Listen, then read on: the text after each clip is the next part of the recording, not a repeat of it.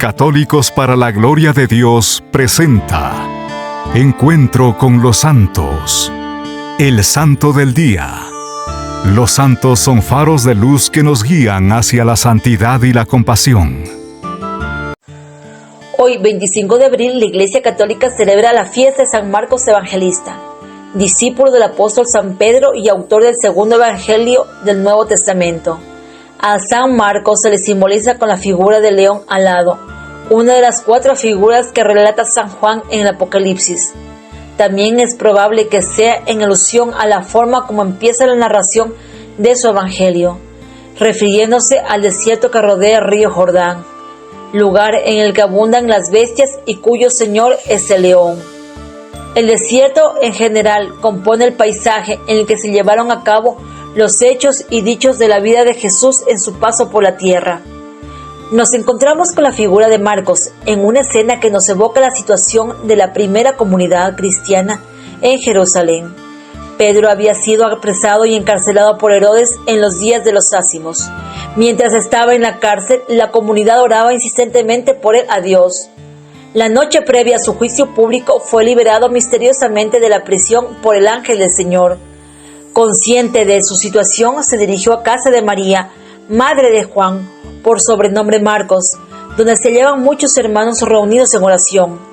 El relato no deja de notar el nombre de Rosa, la joven que bajó a abrir a Pedro la puerta de entrada. Como era habitual, el hijo de aquella familia hospitalaria lleva 2 nombres, Juan Marcos, el primero que es de origen hebreo y el segundo, a modo de sobrenombre, de origen romano. Es bastante conocido a través de los escritos apostólicos, aunque no quedan grandes lagunas sobre su vida y su actividad. El libro de los Hechos de los Apóstoles nos dice que Bernabé y Saulo volvieron de Jerusalén a Antioquía, trayendo consigo Juan por sobrenombre Marcos. En esta ciudad, Bernabé y Saulo serían elegidos para llevar a cabo una misión evangelizadora. Bajaron en efecto y desde allí tomaron una nueva nave hasta Chipre. Con ellos viajaban también Juan Marcos, y con ellos atravesó la isla de Salamina hasta Pafos. Desde allí volvieron al continente desembarcando, esta vez en Atalia, actual Antaliaque. Era el puerto natural de la ciudad de Perge. Pablo tenía la intención de subir a las ciudades de la meseta, Iconio, Listra y Derbe. Sin embargo, a Juan Marcos debió de parecerle excesivamente arriesgado aquel proyecto de misión y abandonó a Pablo y Bernabé para regresar a Jerusalén. 4 años más tarde, tras el llamado Concilio de Jerusalén, Bernabé logró convencer a su pariente Marcos para que lo acompañaran a Antioquía. Su presencia desata una discusión entre Pablo y Bernabé. El primero que recuerda con desagrado el abandono de Marcos. Inicia por su cuenta su segundo viaje misional que termina llevándole a Troade, Filipos, Atenas y Corinto. Mientras tanto, Bernabé acepta complaciente la compañía de Marcos y emprende con él un segundo viaje misional a la isla de Chipre. Después de unos 12 años en los que no es difícil rastrear su presencia, volvemos a encontrar a Marcos, esta vez en Roma, como lo atestigua la primera carta de Pedro, en la que se le califica cariñosamente como hijo del príncipe de los apóstoles. Marcos, como reconoce toda la antigua tradición cristiana, es un atento discípulo y un estrecho colaborador de los apóstoles Pedro. Al mismo tiempo, Pablo parece haber superado sus antiguos recelos respecto a Marcos.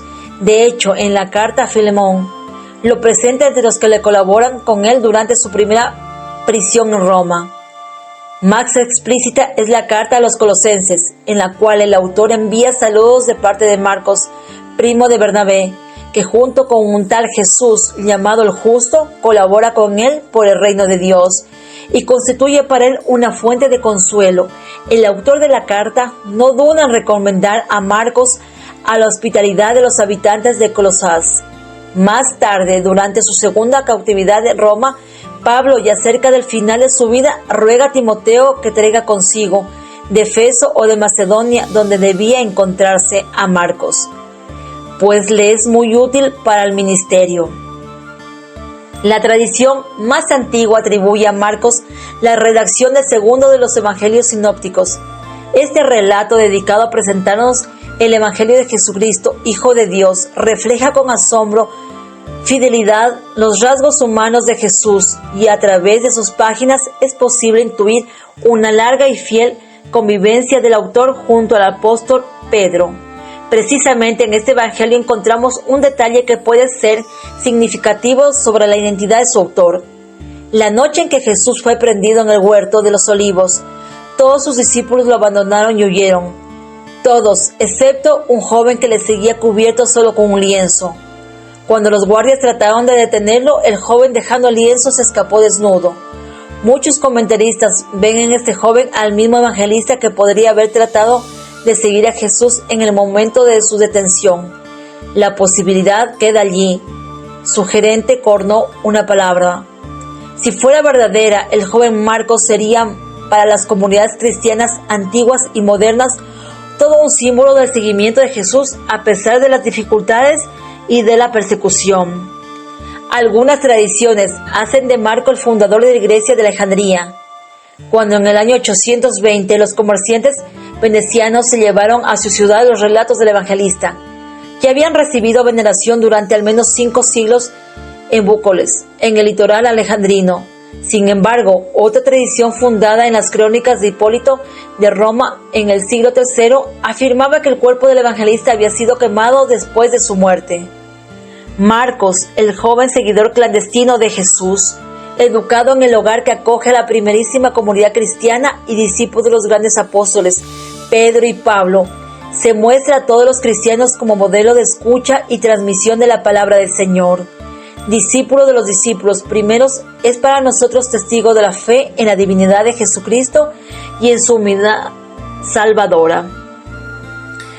Comenzó Marcos su apostolado cuando escribió su evangelio. Llegó el momento para Egipto, cuna de todos los errores, de recibir la verdad, la soberbia. Alejandría vería levantarse dentro de sus muros la segunda iglesia de la cristianidad, la segunda sede de Pedro. Marcos fue escogido por su maestro para esta gran obra. Por su predicación, la doctrina salvadora germinó, floreció y fructificó en esta tierra infiel. Desde un principio se manifestó la autoridad de Pedro, aunque en distinto grado, en las 3 grandes ciudades del imperio: Roma, Alejandría y Antioquía. La gloria de Marcos hubiera quedado incompleta sin la aureola del martirio. El gran éxito de la predicación del santo evangelista le acarrió el furor de la antigua superstición egipcia. En una fiesta de Serapis fue maltratado por los idólatras y arrojado a un calabozo. Por la noche se le apareció el Señor resucitado, cuya vida y obras había narrado, y le dijo estas célebres palabras que son la divisa de la República de Venecia: paz sea contigo, Marcos, mi evangelista. A lo que el discípulo emocionado contestó: Señor, su amor y su alegría no hallaron ahora otras palabras. Del mismo modo, Magdalena, la mañana de Pascua, enmudeció después de aquel grito salido de su corazón: Maestro. Al día siguiente, Marcos fue martirizado por los paganos, pero había cumplido su misión en la tierra y se le abría el cielo para ir a ocupar, junto al trono del anciano de muchos días, la silla de honor en la que le contempló en sublime visión el profeta de los Patmos. Sus sagrados restos, venerados hasta entonces en Alejandría, fueron trasladados a Venecia, y bajo sus auspicios comenzaron los gloriosos destinos de esta ciudad, que habían de durar 1000 años. La fe en un tan grande patrón obró maravillas en aquellos ístoles y lagunas, de los que pronto surgió una ciudad tan poderosa como magnífica. El arte bizantino construyó la imponente y suntuosa iglesia que fue defensa de la reina de los mares y la nueva república. Dichosa de ella si hubiera sido más sumisa a Roma y más severa en sus costumbres, nunca habría degenerado de su grandeza ni la fe de sus mejores tiempos. Oh San Marcos, con tu amorosa y efectiva ayuda y protección, guárdanos de maldades y malicias. Amén. Si estás disfrutando de nuestro contenido y quieres seguir recibiendo más mensajes inspiradores y reflexiones espirituales, los invitamos a que compartan este video con sus amigos y familiares. Además, no olviden suscribirse para no perderse ninguna de nuestras próximas publicaciones. Su apoyo nos ayuda a llegar a más personas y a difundir la palabra de Dios. Gracias por ser parte de nuestra comunidad católica. Hasta pronto.